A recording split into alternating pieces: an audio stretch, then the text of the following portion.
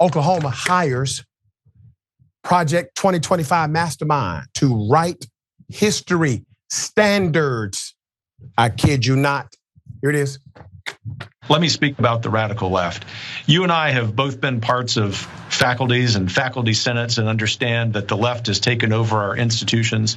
The reason that they are apoplectic right now, the reason that so many anchors on MSNBC, for example, are losing their minds daily is because our side is winning. And so I come full circle in this response and just want to encourage you with some substance that we are in the process of the Second American Revolution, which will remain bloodless if the left allows it to be.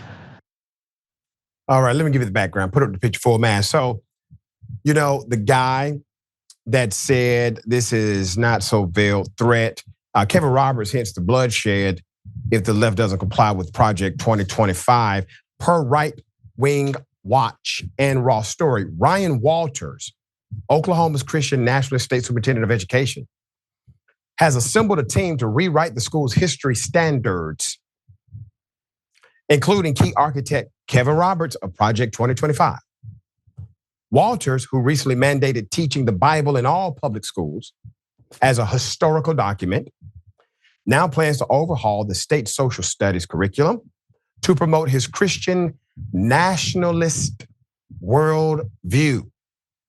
Quote, the revised standards will incorporate the introduction of the Bible as an instructional resource. What Superintendent Walters announced last week, as well as the ensuring that social studies reflect accuracy and not political slanted viewpoints, stated the press release issued by Walters' office on Tuesday. Walters' claim is laughable, given that the state's new curriculum will undoubtedly reflect the political slanted viewpoints of the various far-right activists he has appointed to the Executive Review Committee. Put him up, Kevin.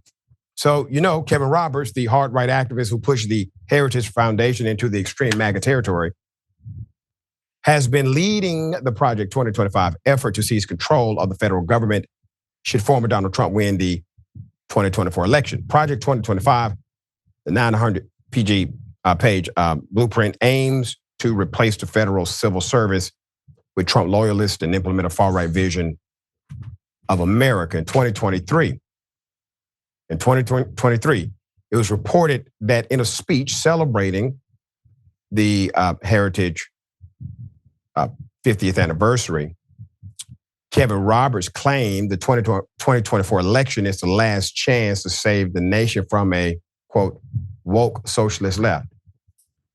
He mocked COVID-19 vaccines and masks, rejected bargaining with the woke left, and emphasized dismantling the woke and weaponized administrative state. A Heritage ebook on critical race theory argues that systemic racism cannot exist because racial discrimination is illegal.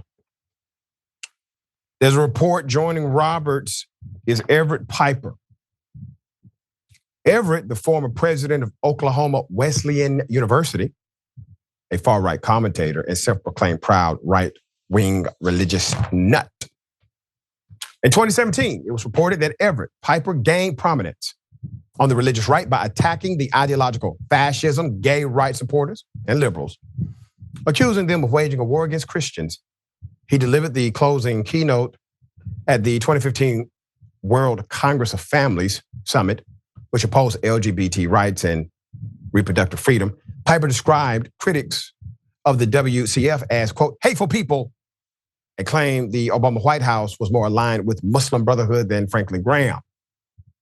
In 2023, Piper was listed as a member of the Education Committee of the Far-Right Council for National Policy. Commentator Dennis Prager, remember him? Will also lend his expertise.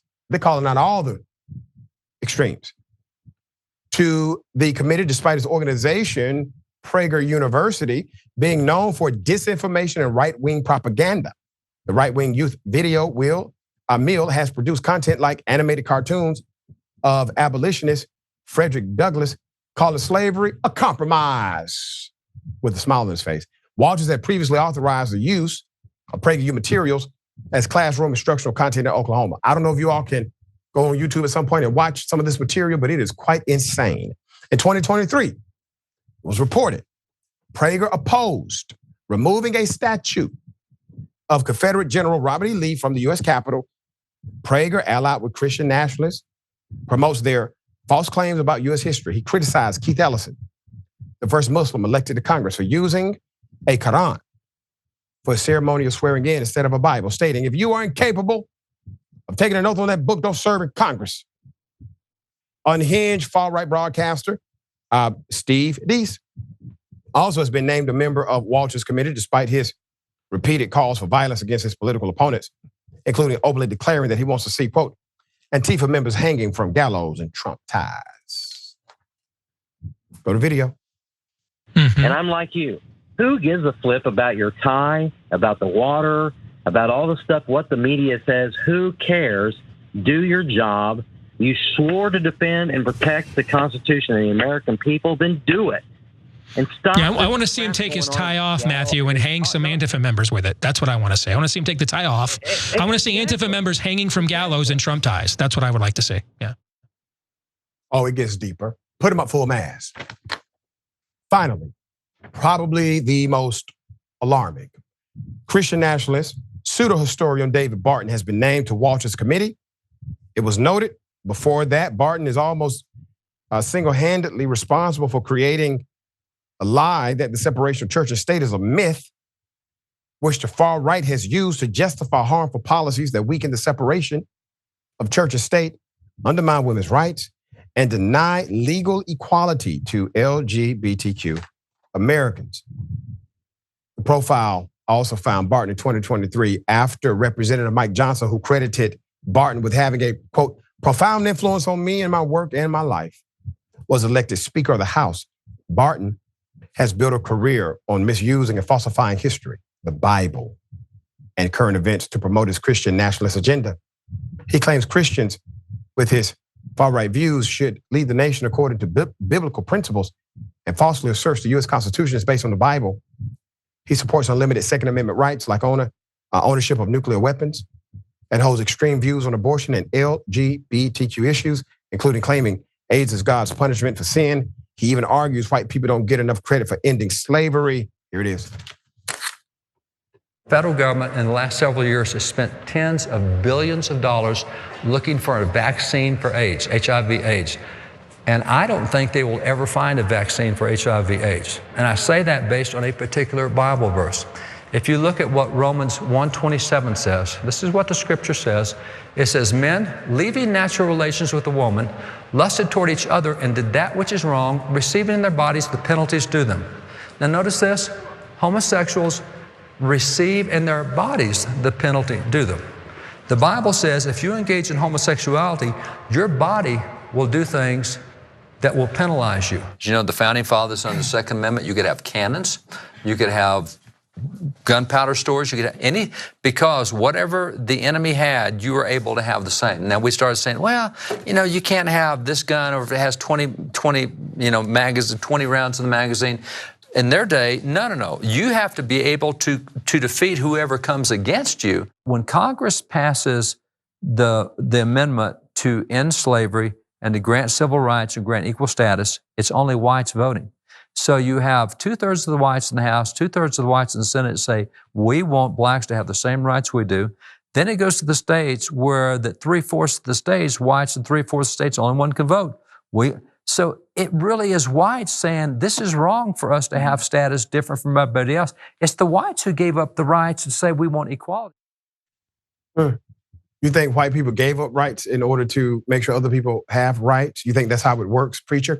And by the way, the foundational document of this nation called the Constitution was not founded by Christians. Many of them were deists, by the way, and they were also attempting to flee from a theocratic or religious rule. They wanted to have freedom in a secular government so that there could be expressions. As flawed as these men were who founded this nation, they were not perhaps as flawed as you are in your retelling of how the nation was founded.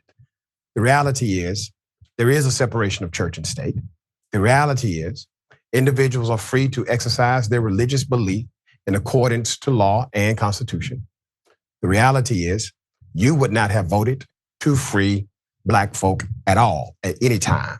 The reality is you are racist as hell and you get put on a committee because of your status inside of the bigoted MAGA movement. Raw story notes, Walters previously gave a state library standards advisory position to, here it is, the operator of the anti-LGBTQ libs soft TikTok account, despite her having no expertise in public education, no expertise in libraries, despite her social media activity having allegedly inspired domestic terrorism threats against schools and hospitals. Bring out all the right-wing terrorists. Give them official positions. Put them in charge of important things. Give them titles, even though they lack expertise. While they debate and argue with you and say things so silly like Vice President Kamala Harris is a DEI hire. Listen, every single one of you guys are an LDEI hire. You got the position because you lack diversity, equity, and inclusion.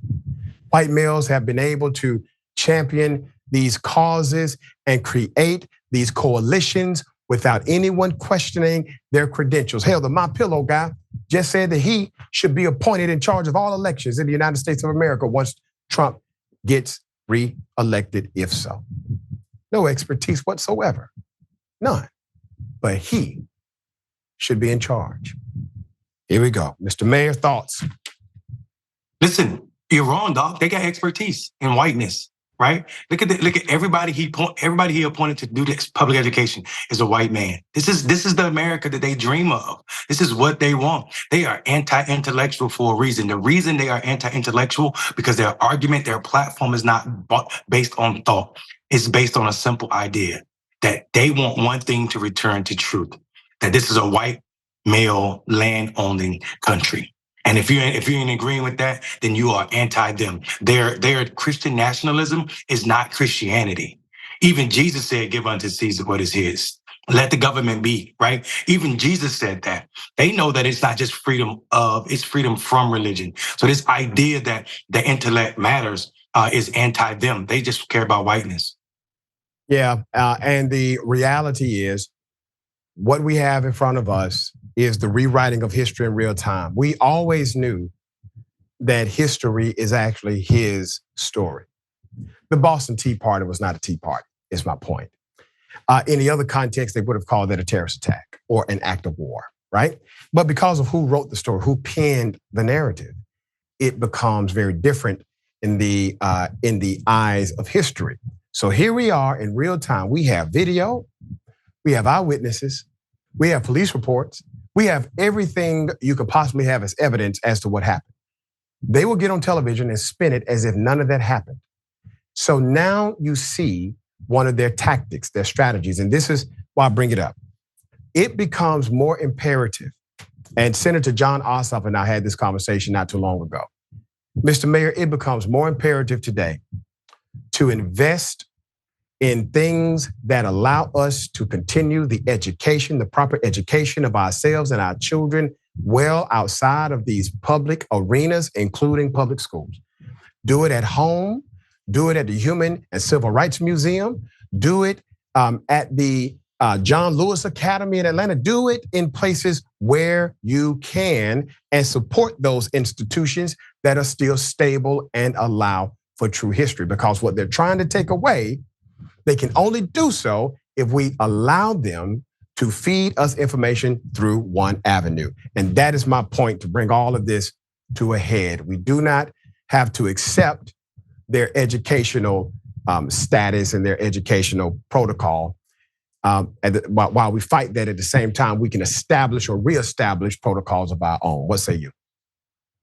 I say you're spot on. And I think that until we get serious about what education and where education happens at and who it's for, we're always going to have this deficit where people who have an agenda, and that agenda, again, is to push a certain ideology and not teach true history. We will always be a country that lacks seriousness. And I think, let's pretend for a second that the Daughters of a Confederate would have never been powerful enough to exclude any books that spoke negative of the Klan and the Confederate generals and the people who died for the Confederate.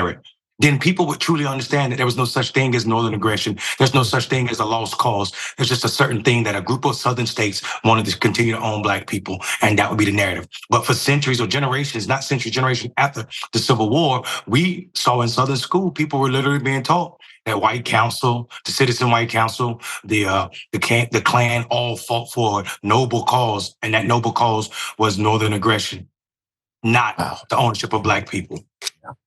Amazing, man. It's the cycle repeats itself.